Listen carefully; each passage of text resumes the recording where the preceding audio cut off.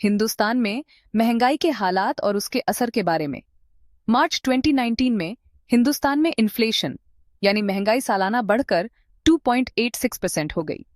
ये बाजार की सोच से थोड़ा ज्यादा था। गांवों और शहरों में मार्च महीने में इन्फ्लेशन रेट यानी महंगाई की दर 1.80% और 4.10% थी, जबकि फरवरी में ये 1.81% और 3.43% थी। हिंदुस्तान में इन्फ्लेशन नापने के लिए सीपीआई यानी कंज्यूमर प्राइस इंडेक्स इस्तेमाल होता है।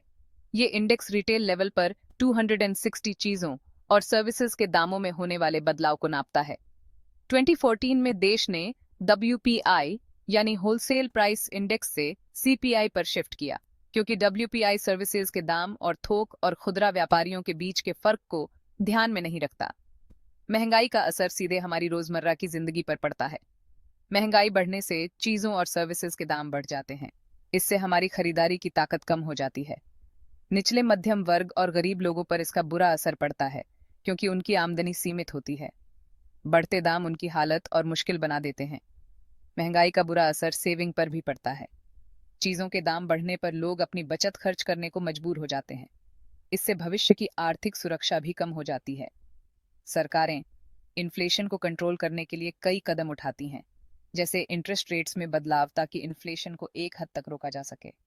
तो दोस्तों, महंगाई एक हकीकत है जिससे हम सबको जूझना पड़ता है, लेकिन समझदारी से खर्च करके और प्लानिंग करके हम इसके असर को कम कर सकते हैं। आपको ये जानकारी कैसी लगी, कमेंट में ज़रूर बताइए।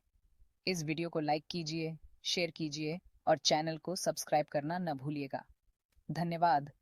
महंगाई का असर सिर्फ हमारे खर्चों पर ही नहीं, बल्कि हमारी मानसिक स्थिति पर भी पड़ता है।